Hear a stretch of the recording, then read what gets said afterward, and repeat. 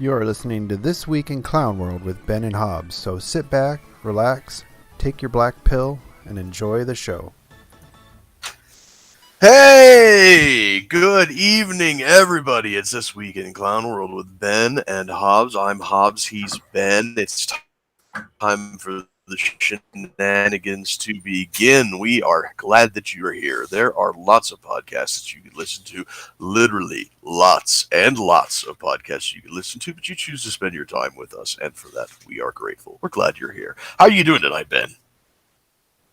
I'm doing well. Been trying to keep caught up on the week. There's some news stories going on that you updated me on. January 6th fallout still, I guess. Yeah, it's every day is going to be January 6th until the end of time. They just can't let it go. No, they can't. It's literally the only thing that they have to run on right now, and that is simultaneously hilarious. Oh God, and I didn't sad. think of that. We're gonna have to see all these commercials about, do you want this to happen again? I suppose, aren't we? And you know what? That would be a great campaign ad for the Republicans. Do you want this to happen again? Yes. Yes, I know do. that might backfire on them. Yes, I think it would, because they have really maybe a little more planning this time. Yeah, they have really fucked the dog this last year, haven't they? Yeah, I mean, they can't do anything right. They haven't done anything. I don't understand how you control everything. And even though I don't agree with what they would do, I'd still like to see them do something. See, I'm of the opposite mind. I think that this is the federal government working exactly as the founders intended, not at all. Yeah, maybe that is what the plan is. Have them do nothing at all. It'd be nice if we could undo all the stuff that was done, though, instead of just rolling down this shitty road of everything's been screwed up before, and now we have these guys that can't do anything. So it's just going to continue forever, I guess. Forever and ever, or for at least the next 3 years. But considering the state of the economy right now, inflation has set the worst record it has in the last 40 years at least. We're sitting at 7% inflation right now, which means that if you didn't get at least a 7% raise at your job, you're actually taking a pay cut. So thanks for all that, guys. I really appreciate that. Did you see where used cars are outperforming everything, including Bitcoin? Really? Yeah. The value of a used car has gone up more than the stock market, Bitcoin, everything. And I believe it. So what is it about used cars? Is there any... Well, there was the chip shortage for new cars, so everybody's buying used cars. And I mean, if you think about it, if you think about a used car as a monetary value, it's got a limited amount. Yeah, true. It expires after so many years if it's not well maintained or restored. It's like a gold standard currency almost. Almost is, yeah. I guess it maybe even better because it's deflationary. It is. Well, so start buying stocks tied to used cars. Hey, it'd be better than U.S. dollars at this point, where everything's just going. A warehouse of old Buick LeSabres. That's pretty niche right there. Like one type of car. Although there is a guy in Chapman, a few miles from where I live, that apparently specializes in Chevy Cobalts, of all things. So yeah, my wife, that's her uncle, my wife's uncle. Speaking of shitty cars, his car, I mean, every guy's got his dream car. His car that he collects and restores are Geo Metros. That's something you don't really see a whole lot of anymore. I used to see those all the time when I was a kid, and we'd laugh like, "Aha! Look at the little roller skate car." And I think now you never see them. Yeah, you never see them anymore. Yeah, they're probably valuable now. That guy's got like 20 of them in his yard. He's one of those people, and Yeah, they're all Geo Metros. We got over here $3,000 for anything with less than 200,000 miles. I believe it. it's insane. Some people are getting like these used cars that are only a few years old. The real payday is in the pre-electronics era. Like, like a straight carburetor run, no computers, no wiring or anything like that. And that's why if I ever get the disposable income or pay off the car that I'm paying off right now, I want to get myself a Bob Deuce and a half.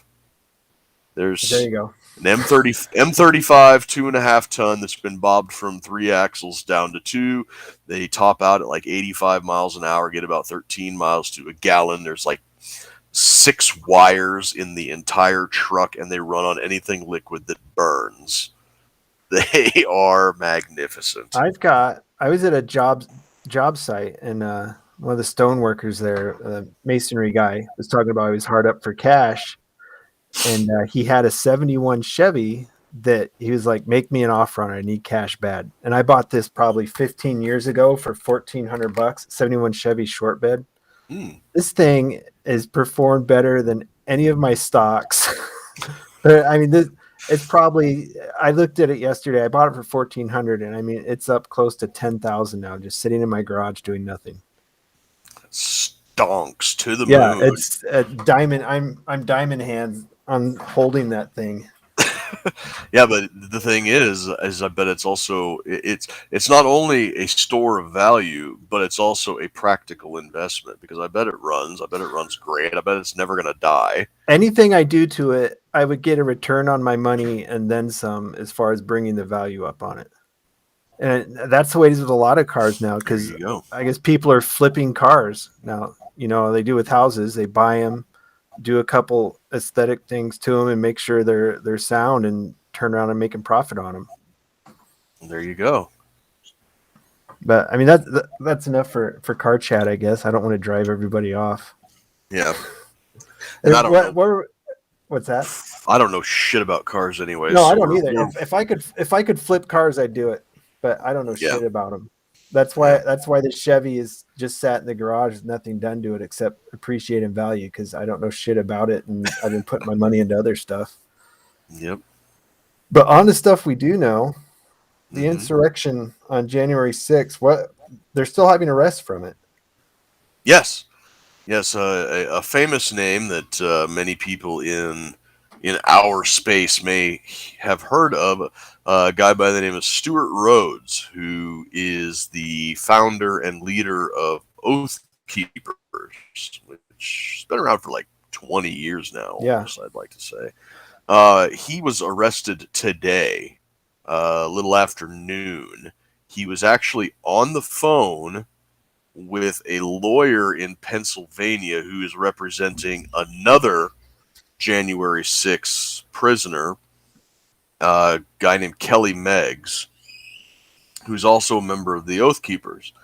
And this lawyer, John Maloney, I think, or something like that.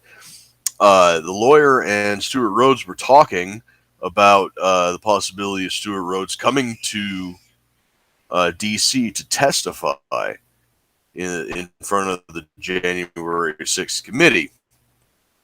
And while they are discussing this, Stuart Rhodes gets a call on the other line. He's like, hey, I got to take this real quick. And then the next thing you know, the lawyer is patched in, and it's the FBI SWAT team is outside Stuart Rhodes' home. Jeez. Telling him that he needs to come outside with his hands up on the phone somehow. And the timing and everything is very suspicious about this, because Stuart Rhodes was the subject of a Revolver News article accusing him of being a federal asset working with the feds, because in the wake of the January 6th attack, a lot of regular people got scooped up by the FBI and the DC Capitol Police. But Stuart Rhodes, a very prominent person who's very visible, did not end up getting scooped up in these arrests. So Darren Beatty, the head over at Revolver News, was taking this as fact that Stuart Rhodes was a co-conspirator with the FBI or other I federal law remember seeing enforcement, that. and was like, "This is proof that Stuart Rhodes is working with the feds, because why isn't he in jail?" And it made Rhodes's life a living hell, because now all of these people that trusted him and everything are starting to doubt his veracity as a outspoken critic of the government. And now the John Maloney, or whatever this lawyer's name was subpoenaing Stuart Rhodes, this Ray Epps character that everybody's talking about the January 6th thing, and one other person to come and testify in front of the January 6th committee. And while he's on the phone discussing the conditions of Stuart Rhodes to come and testify, which would, not only help his client out, but it would also undoubtedly clear Stuart Rhodes's name as well, the FBI suddenly take interest in arresting Stuart Rhodes. So, like I said, it happened around noon today, so we'll have to see what comes out of this, but the timing is all very suspicious. So could they be, I mean, not to sound conspiracy theorist, but could they just be arresting him to keep him in the loop? They could be arresting him to keep Give him. They could be arresting him to keep him in the loop, but they also could be arresting him to keep him out of the January 6th committee to testify under oath and in front of cameras.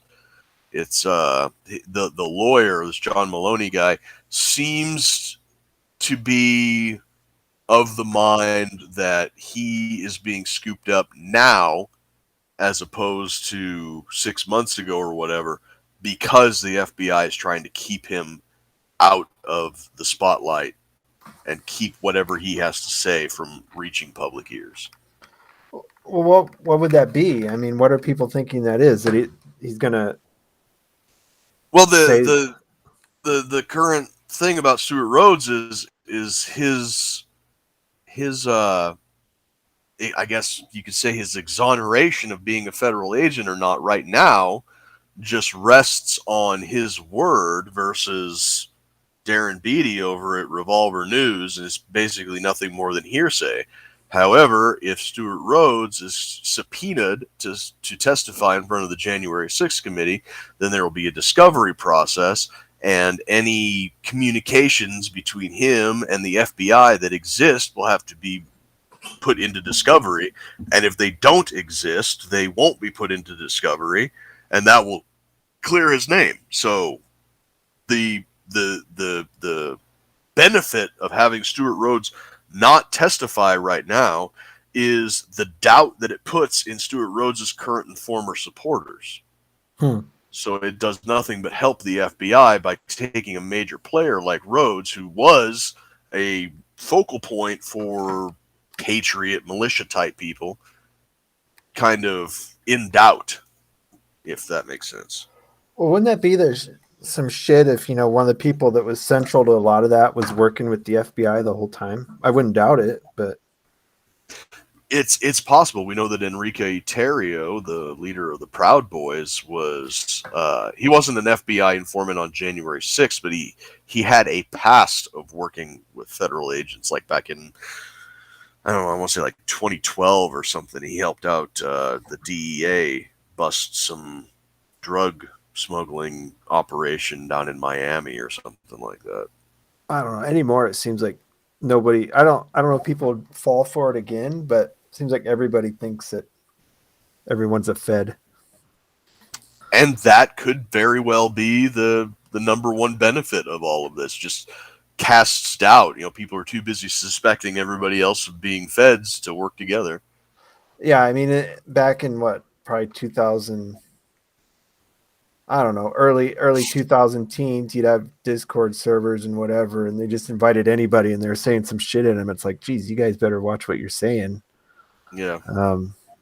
And it was so easy for the feds to probably infiltrate all those, and yet all these like they thought Discord was secure. Obviously, that wasn't true. Or some other ones everyone used, but feds were everywhere, probably all over on these Facebook groups too. Mm-hmm. Yep, they were everywhere. It'd be interesting to find out how many people that we've talked to over the years that were actually just Fed boys. Hello, Darnell. We're talking about you.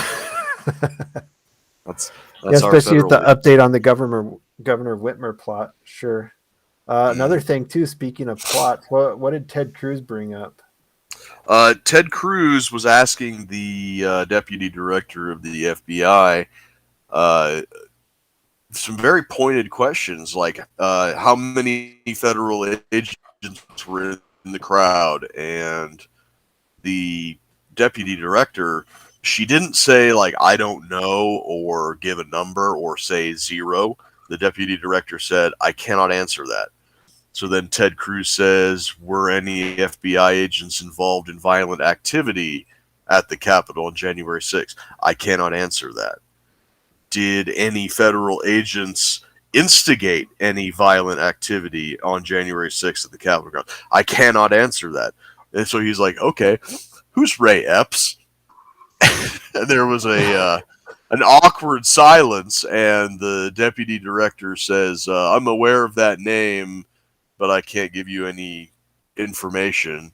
And so, it's like they're hiding something. They're obviously hiding something. They know that we know that they're hiding something. And I guess either nothing will come of it or something's going to give. Well, here's the thing. And I'm going to guess, because I've done this on city council when I've asked questions of people before, that, I know the answer, and I know they can't answer me what the actual answer is, but just throwing the question out there, creates discussion and lets them know that I think this is what Ted Cruz is doing. He knows the answer to all those questions. Oh, yeah. Yeah, it's a leading question. Yeah, and he knew that person wouldn't be able to answer it. So he's throwing that out there so people will know. Right, and even if the FBI director can't answer it, at least now that he has asked the question in a public forum and it's out there in the world, everybody else is going to start answering that question too. I just typed Ray Epps just for shits and giggles, and it's everywhere right now. If you hadn't asked that question, it wouldn't be all over the news. No, it wouldn't. Like, our circles. Oh, factcheck.org. January 6th conspiracy theory centers on baseless claim about Ray Epps. Yeah, here's the thing about Ray Epps that's got everybody so mad, is that out of all of the people that are in jail right now, the case against Ray Epps is the strongest. He is on video on January 5th, the night of January 5th, the crowd, trying to whip up a crowd. He's saying, tomorrow we got to get into the Capitol. We got to go inside the Capitol, and people, the people around him, God bless them, were like, that's weird. Fed. They started chanting Fed because here's this guy trying to instigate violence. And then the very next day, he is up there on the barriers. He's wearing a Trump hat and a assault pack and a camo combat shirt. And he's up there right up next to the barriers by the cops. And he leans over and he whispers something in this guy's ear who's standing right next to him. Uh-huh. And as soon as he pulls away, that guy and the other guys next to him just start shoving on the barricade. And that's when hell broke loose. That right there tells me he's like, hey, we got to get inside, or whatever he said to that guy. And that's when the perimeter was breached. So the case against him is the strongest. Oh, hold up, Hobbs. I looked here on the fact check. The reason it says it's false is because he testified that he said he wasn't working for the FBI. Check and mate. Have to take the guy at his word, I guess. Check and mate. He said he wasn't working for the FBI.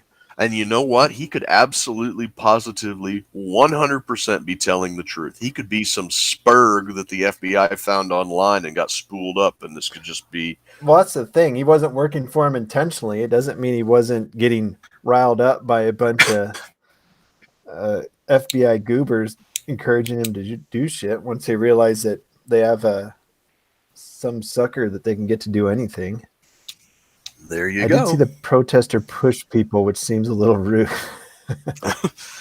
I know. Somebody pooped on Nancy. See, I don't know where they'll go desk. with that then. Yeah. I don't know where they'll go with that. Yeah, because if he, I don't know how you prove he was with them. It's not like the FBI will let that get out. Right, but Ted Cruz seems to be getting on this like a bulldog because he, whether you want to take his word for it that it was an unintentional, stupid mistake, slip of words, or if he meant what he said when he said it, and when his base backlashed at him, now he's playing damage control. But he called the January 6th event a terror attack, and Tucker Carlson took him to the woodshed about that. And so now Ted Cruz is on damage control trying to win back some street cred with his base because his base was not happy about being called terrorists. So we'll see. Hopefully, you know what? If that's what it takes to light a fire under Ted Cruz's ass to get to the bottom of all of this, no problem. Go right ahead. I don't care. You know, as long as somebody's going after it. You know, even if it is for completely self-serving reasons, okay, whatever. I don't care. As long as the outcome of it is the truth. Whatever. Well, wasn't that Epps involved with Oath Keepers like fairly high up, or was he just like a regular member of Oath Keepers? Do you know?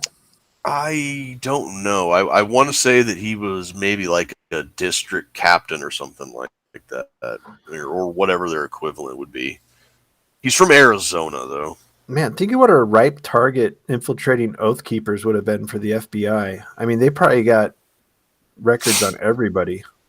Yeah, well, it's such a huge organization, and it's so old, and their target audience is current and former members of the military and law enforcement apparatus. So it's not too big of a stretch to say that there were plenty of current and former FBI agents who were both infiltrators and sincere members. So there's really no way to vet who's who.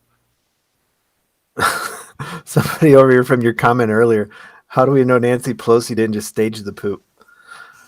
I'm sure whoever pooped on that desk just wanted to date her anyways. Yeah, that's obvious. It's like playground rules. Why is that little boy teasing me? Oh, he just likes you. Why did that boy poop on my desk? Oh, he just wants to date you. Why did Ben Shapiro steal my shoes? I couldn't believe she said that. They're just ragging on me without a mask because they just want to date me, and then she gets COVID.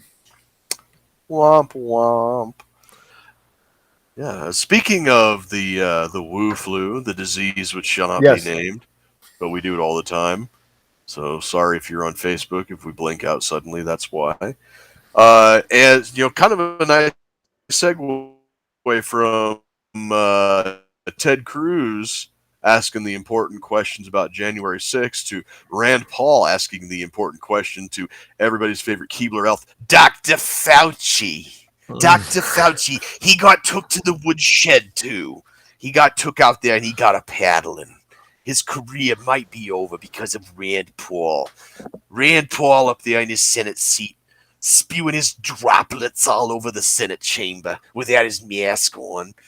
Yeah, so Project Veritas, God bless them, they got a hold of some emails and some documents from the Pentagon and DARPA, and in a sane world, which we don't live in, we live in the clown timeline, the clown world timeline.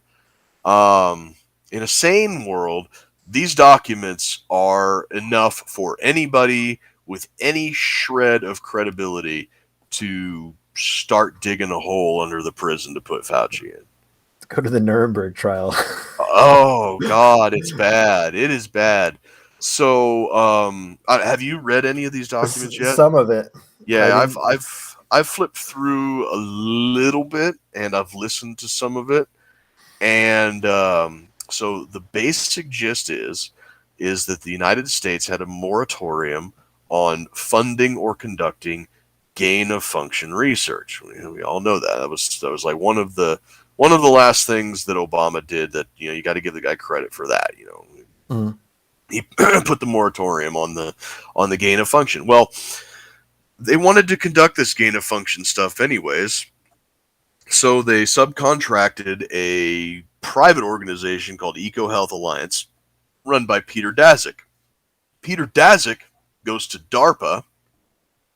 That's the Defense Advanced Research Project Agency. They're the 40-pound brains that come up with all the whiz-bang gizmos and gadgets that the Defense Department can use and whatever. So he goes to DARPA and says, hey, we'd like some money to do these experiments on these bat-borne coronaviruses that we found in China. And DARPA says, well, we can't do that. There's a moratorium on this type of research. And EcoHealth Alliance says, no, that's we're not going to violate that moratorium. We won't do any of that type of stuff. And DARPA takes a look at their plan, and they're like, so you want to modify a bat-borne coronavirus to be infectious to humans so you can develop a vaccine for it to inoculate the bats against a disease that doesn't exist until you guys have made it, on the off chance that it develops randomly in the wild so that it won't spread to humans, but we'll have a vaccine for it. Like, are you fucking insane? And for DARPA to take a look at anything and say, are you fucking insane, it's a stretch, because these guys deal in some wacky, dangerous shit. And so EcoHealth Alliance was like, okay, so DARPA's not going to give us any money. Maybe the NIH and NIAID will. And sure as shit, Dr. Fauci gave them all the money that they needed to do that. Gain-of-function research, make a chimeric coronavirus that slipped containment in China, and we are where we are right now. Well, and the way the media reported on it too, it's like Fauci stands up to Rand Paul or whatever over distorted emails. It's like, and then other stuff is like, holy shit, Fauci's a war criminal. Yeah, of course Fauci stood up to Rand Paul about the emails, because if he didn't, he'd be dangling at the end of a rope, which is where the fucking Keebler elf belongs. I like how you have all this stuff from when the AIDS epidemic started, everybody talking about how bad Fauci was. Those were Democrats too. And now he's their savior. Yeah, amazing what a few years will do, right? Yeah. Robert Kennedy Jr. recently came out with a book called The Real Anthony Fauci that goes into a lot of that historical stuff about the AIDS epidemic and everybody whatnot. I know that's read that has been like, holy shit, this is terrible. Yeah, if you think his biting flies and beagle experiment was bad, wait till you hear about the mass grave full of orphan kids in New York. Yeah. Mm. Yeah, I think I said it before, and people are always like, how did people let the Nazis rise to power? And it's like, after this shit, it's like, oh, well, that's obvious. Guess we know. Yes. Slowly at first, and then all of a sudden. Much like rich people. Some guy living next to a concentration camp is probably, oh, those are probably just criminals in there. And then next thing he knows, there's raging flames going around 24/7 at that place from a building labeled showers. Mm-hmm. Yeah, the other nice little takeaway from the DARPA and Pentagon documents that I don't see getting a lot of light, but obviously should, is yeah, I want to go John Wick over them poor dogs. Yeah, you and me both, man. But one of the things that was known as early as April 2020 was that hydroxychloroquine and ivermectin were both effective treatments against this thing. And not only did they keep that hidden, they demonized and dragged through the mud anybody who came up to the same conclusion on their own. Did you see what came out yesterday? Also prevents COVID from entering cells. The ganj. The ganj, good old ganj does it, I guess. Yep, the ganj does it, and there's a doctor practicing in Puerto Rico named Syed Haider, I think is his name. Mm-hmm. And he has determined that low doses for a short period of time, 50 milligrams of the antidepressant SSRI fluvoxamine, also blocks ACE2 receptors. Says if you take it for a 2 to 4 week regimen, it should act as an early treatment or a prophylaxis against infection. However, if you take it longer than 2 to 4 weeks, you're going to start getting the stuff that SSRIs do to your head. So. Yeah, it those really fuck you up. I know that much. Mm-hmm. You can have withdrawal symptoms and everything. Yeah. So. But the ganj, that's good to go. Yes. You can add that to your little homebrew COVID kit with your quinine, your horse dewormer, a couple blunts. There you go. Toke in case of emergencies. That's obviously more effective than a mask, but wouldn't it be great if the government just handed those out instead, edibles and. Yeah. I just took some CBD. I wonder if we got the same. They said it does. Yeah. Effect. Oh, well. They said it does. So there you go. Yes, and speaking of all of the behind-the-scenes shenanigans, I sent you a video link to a funny video that I think that everybody here on the COVID. This is Harrison Smith made this video. It's in the style of the pitch meetings on Screen Rant's YouTube page. So this is called the COVID pitch meeting. So go ahead and roll it. Good news. Oh, yeah? Yeah, we've rolled back the ban on gain-of-function research. Really? So now it's legal for us to modify viruses and make them more deadly and transmissible to humans. Why would you want to do that? Well, it's important that we be prepared in case something like that happened in the future. In case somebody modifies a deadly virus to be more infectious and able to transmit to humans. Oh, can you imagine? Yeah, sounds dangerous. No, it's fine. We're doing it at a level 4 weapons research lab in Wuhan, China. Very secure. Okay, good. Terrible news. Oh no. There's been an outbreak of a mysterious new respiratory virus in Wuhan, China. Wuhan, China, like where the research lab is? Yeah, exactly, like right where the lab is. So do you think it could have come from the lab? But no, absolutely not. No. I'd see how you could make that mistake, but no. The virus, the deadly virus with the artificial furin cleavage sites that make it able to infect humans, that came from the farmer's market down the road from the dangerous bioweapons lab. And you expect us to believe that? I'll ban you from the internet if you don't. Oh, God. No need to worry. The global medical establishment's always preparing for these types of things. In fact, like 2 months ago, they held a course called Event 201 where they basically predicted exactly what would happen, right down to the type of virus and where it came from. So they're like totally on top of this. Actually, they're going to do nothing for months and let it spread all over the world. But it started in China, right? Like, can't we at least halt travel with them? I didn't realize you were a racist. What? Yeah, I didn't realize you had some deep, seething hatred of Asian people. And in fact, I think it's despicable. Whoa, I'm talking about the virus. Oh, the virus? It's here now. Yeah, I bet. Yeah, it came on a plane from China. There's nothing we could do.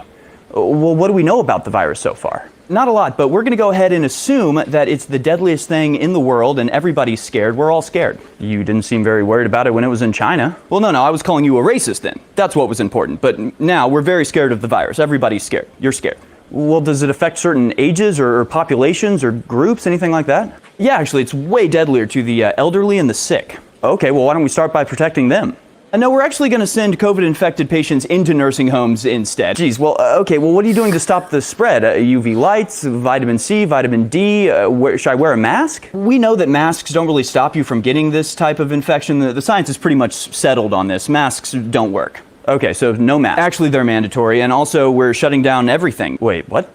Yeah, it's called lockdown. I'm basically declaring martial law and saying that you can't leave your house or gather in large groups. How do you think you're going to get people to go along with this? Well, it's only for 2 weeks. It's going to last forever, isn't it? Maybe. And you're shutting everything down? Everything? Every restaurant, every store? Yep, absolutely everything. Everything's shut down. We're all in this together. So like even like Walmart and Target? No, they can stay open. Okay, well, what about like McDonald's or Taco Bell?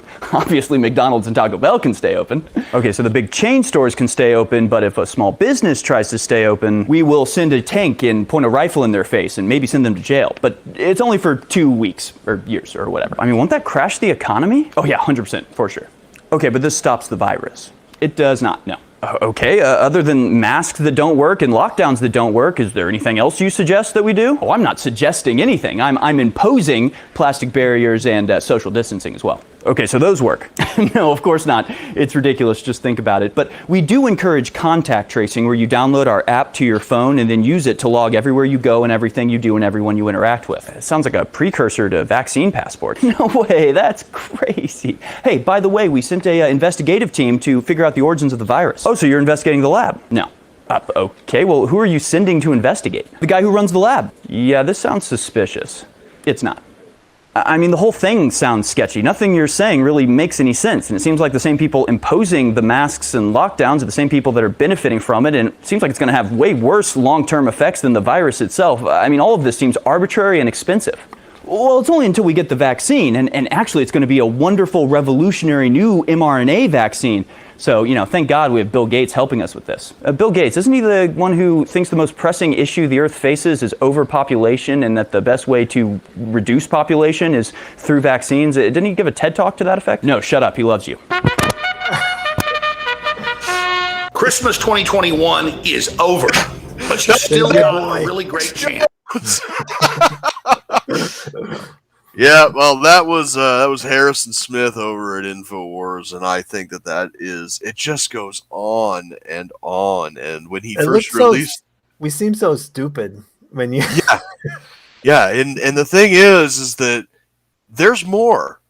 He said, like, when he first made that video that he could have probably gone on for another 5 or 10 minutes, and he had to pare it down to that, because it was just going on for too long. And I saw you moving your mouse around like, God, how much longer is this? but yeah, that's isn't it asinine what we've allowed to happen? It's kind of like how, we look back to the 50s, when people turned 18 and they went out and picked their cigarette brand and everybody just smoked for their health. We're going to look just as dumb in 30 years when people look back on it and we're like, what a bunch of morons. And now there's Flu-Rona. I saw that term pop up. I don't even know what is that even about. Do you know? Oh, it's when you have both the flu and the Rona at the same time. Well, that sounds fun. Yeah, sounds just like that sounds amazing. It's like everybody's scared. You're scared too. Yeah. I mean, it just looks so bad when you look at it like that everybody fell for that. I know. It's not that everybody fell for it. Everybody's still falling for it. Mm-hmm. And they are mistaking compliance and everything to go along with it as like a substitute for a personality. Oh, I think people that have made it through this whole thing and never gotten sick at all, they like feel super righteous. You know what I mean? They've not sinned in the eyes of their Lord, the state. Yeah. They've done everything. Because I guarantee if you lock yourself in your house and wear an N95 mask and a visor and squirt alcohol on everything, you probably did not catch corona through this whole debacle. Yeah. But look how compliant you would have to be. Right. You're still alive, but did you actually live? Yeah. It's like these people want to be put in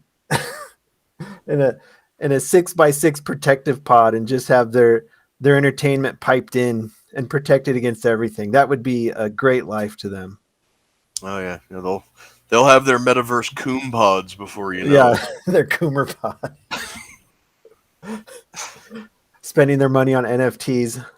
Oh god, I saw a meme pop up that was a guy said, I downloaded all 10,000 of those ugly ass Lazy Lion NFTs and formed them into a mosaic of a person right clicking. And then he sold it as an NFT. That's how you make a buck these days, I guess. Move over, OnlyFans. Poor drawings sold as NFTs is the new meal ticket. Yeah, we have people message the Instagram page. Do you want to invest in NFTs? It's like, I'm be more likely to buy a bag full of your shit than Hard pass. than an NFT. At least with a bag of shit, you can put it on your tomato plants or something. Get some value out of it as opposed to that. Boy. Yeah, so speaking of NFTs, one of the big game companies, Ubisoft, Fuck those guys. stepped in it by they're offering NFT versions of guns and skins and stuff on Ghost Recon Breakpoint. If anybody would do it, it'd be Ubisoft. So Yeah, they're getting pretty dragged for it. I think a total of 400 NFTs have sold. So, do we get extra if we do an NFT of our feet? Maybe. There's all sorts of find a buyer. degenerate fools. Yeah, there's all sorts of degenerate fools looking to be separated from their money. Degenerate fools. We didn't talk about Biden's State of the Union. Oh god, that degenerate fool. Yeah. Why don't you go ahead and take the lead on this one? I think I've talked enough tonight. Yeah, apparently Biden decided that anybody disagreeing with what his administration is doing is in the same league as Jefferson Davis. And what was that other name he brought up? He says some shit that's so old timey I don't even know what he's talking about. George Wallace and Bull Connor. Bull Connor. I don't know that one. Do you know who the fuck Bull Connor is? I thought George Wallace was like I know who George Wallace is. Reporter for some reason.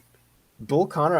I thought maybe that was Roseanne's nickname for Dan or something on the Roseanne show. But yeah, apparently if you disagree, you're a racist, a traitor, a segregationist. I mean, 1 out of 4. He hit me on 1 out of 4, I guess. So, but yeah, that's really bringing the old country together, Joe. The great uniter. The great uniter. He's gonna stamp out COVID. He's gonna unite the country. Take out Corn Pop. The scourge. The madman. I'm gonna wrap this chain around your neck, Corn Pop. Like Sounds to me an awful lot like a lynching, Joe. Is that coded language? Is that a dog whistle? Really? You're going to wrap a chain around a person of color's neck? Yeah. Shame. Then Psaki just doubled down on him, and people asked her to clarify his statement. She's like, yeah, you guys are same league as Jefferson Davis on it. It's like, oh, okay, well, great. Whatever. Fuck you guys. Well, then it's like they've even given up on a second term with this guy. Yeah, they have. I like we said in the run up to the election. I would be surprised if he makes it through the first term, let alone runs for a second. He's made it longer than I thought. I thought that running for office about killed him, and then he was going to die when he got in. Pull the old. Oh, I was going to throw a good reference out there, but I forgot his name. The guy that died, Zachary Taylor. Yeah. It died like 3 weeks into office or something. He gave his State of the Union and he caught pneumonia and then he died. Yep. He didn't want to. I remember reading the story. He wanted to appear tough, so he didn't wear a raincoat or anything. Just out there shivering in the cold. Oh, you know what? That's a good meme format. Like the refuses to elaborate further. Only it's Zachary Taylor wins presidency, gives State of the Union, refuses to govern further, dies. Yeah, I'm gonna have to get on that one. You know, he should really be on the top of one of my best presidents lists. The guy who died before he ever had a chance to do anything. Died before he did anything. But Yep. well, I think we hit all the news this week. There wasn't a lot. All January 6th stuff still clogging up the news feed. William Henry Harrison. Did I have it wrong? Yep. Oh, it was William Henry. Luis Ramirez with the 40-pound brain. Yep. So thank you for the correction. That's it for this Always week. got to admit when you're wrong. Yeah, I'll admit it. I'm not afraid. That's it for this week on This Week in Clown World. Thanks for following us on YouTube. I don't know if any of you guys are on Rumble, but we're going to be looking at going over there. Hobbs sent me some stuff that it's the place to go, and we're always kind of on the edge of getting shut down on Facebook. I'm surprised YouTube hasn't sent us any warnings, but probably once we get a bigger audience, we're almost at 400 people on YouTube. So once we get enough over there, I'm sure they'll start bitching at us. Making power moves. Yeah, which 400 doesn't seem like a lot on YouTube, but it's hard to get viewers on YouTube. So we appreciate everybody watching from over there. Check out our website, roads2liberty.com. Got some Liberty merch on there. Follow us on Instagram. Really active over there because every time we post something on Facebook, we get a warning. And Instagram doesn't seem to care as bad. So follow us on Instagram.